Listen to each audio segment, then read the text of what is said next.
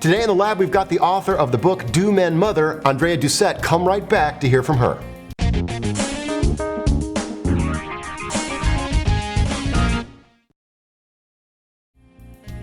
Today's episode brought to you by Baby Bjorn. Do men mother? I don't know, but you can certainly find them on packages of Baby Bjorn baby carriers like this one right here, Baby Bjorn. Andrea Doucet, thank you very much for joining us on DadLabs today. My pleasure. So you've written this fascinating book, Do Men Mother, and yet you're not a dad. What got you interested in this subject?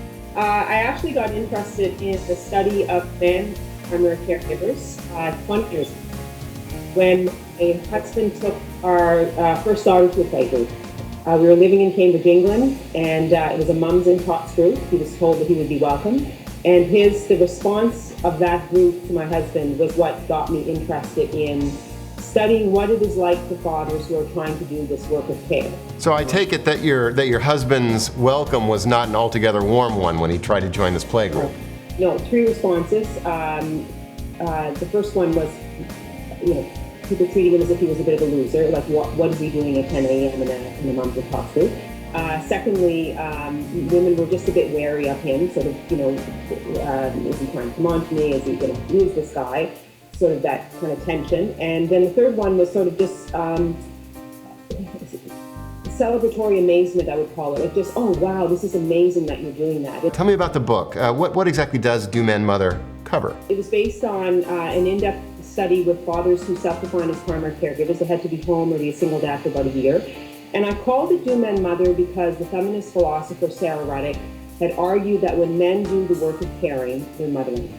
And that really intrigued me because this concept of a genderless caregiver or genderless mother, I thought about it when I was raising our first daughter, and then I had twins 4 years later, and I just kept thinking about the question. So I talked, to over 100 dads several times. I interviewed a bunch of them with their wives and partners as well, and just interrogated the question. And really what I came up with was that sometimes the care, and I'm sure you know this, is indistinguishable by genders. And what I came to argue is that really what we should do is take off the maternal lens, and we should stop looking at men as if they're women or as if they're mothers.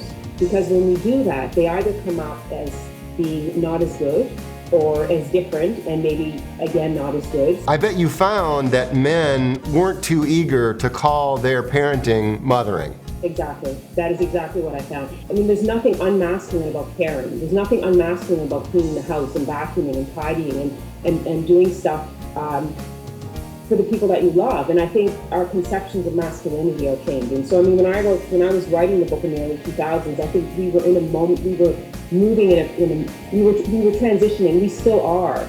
And I think, men, I'm very impressed with how many men are really involved with the children. They want to be involved with the children. I mean, they look to shows like yours and other sort of organizations that help them to do it in a way that, maybe has sort of a guy angle to it or something that appeals to them as men. And I think that is really, really important.